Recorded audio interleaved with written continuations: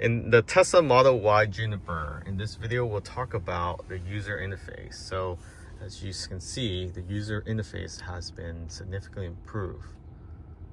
Graphics, the smoothness of the actual display itself, and the hardware is very seamless compared to the previous version.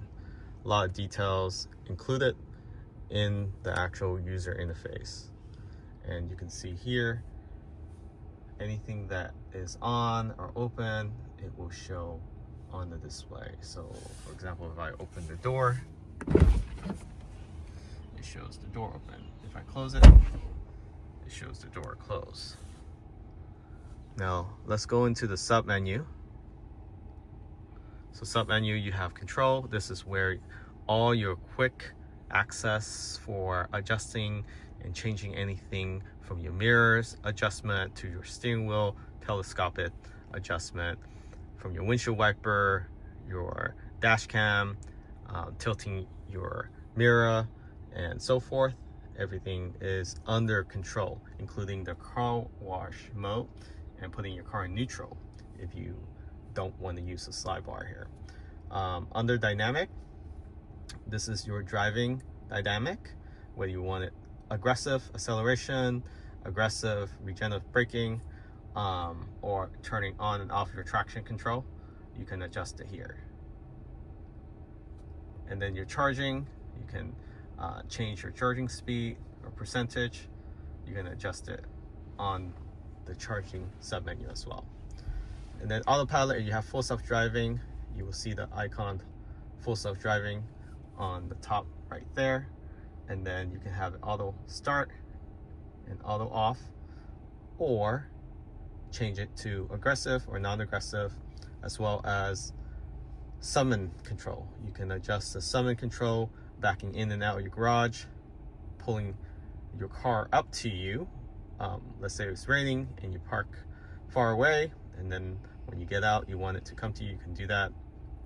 Then other safety feature, forward collision warning, lane departure warning, and lane departure assistant are also adjustable on this menu. Lock control, you can add extra keys, extra phone keys, or even key ring, and then also adding your garage opener. So it doesn't have home link, but highly recommend my Q, because you can pass it on to any other vehicle if you decide to trade it in the future. It goes with you. Light control for your headlights, you can have an auto. Everything you just leave an auto and you never have to worry about it. Ambient lighting, dome light also can be adjusted here, whether you want it on during daytime or night only. Seat control, you can move up and down the passenger seat and fold the 2 rear seats or 3 rear seats in the back from this display, and turn on child safety lock. Display brightness, clean the display, you can turn off the display. And then languages, text, format, and how you want the time and energy display, distant, kilometers, temperature Celsius, tire pressure, and so forth. Schedule, firmware update, or precondition, or when to charge your vehicle, you can control it under schedule. Safety, this is mainly about your dash cam and also your blind spot warning, cross traffic for the rear and the front, so it gives you warning. You can lock your glove box with the pin, lock the vehicle with the pin, and also turn on valet mode, so limit the acceleration, and also lock your front trunk and glove box. Service tells you your tire pressure, and then anything you can do. Usually the service center will deal with this, or when you're towing, you want to turn that on. You can also see and calibrate your camera and test your battery health. Software, that's just your latest firmware update and what version you're on. Navigation, you can adjust whether to go on the carpool lane, HOV, at trip planner, how it's routed, turn on avoid toll, avoid ferry, avoid highway, and then add third-party charging station on your trip, not just supercharging. And your trip odometer, and then Wi-Fi connection, of course Bluetooth. You also have icon menu under the 3 dots.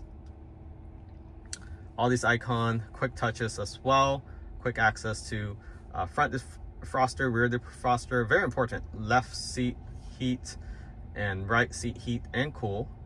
So front seats have ventilation as well. Heated steering wheel, climate control, wipers control.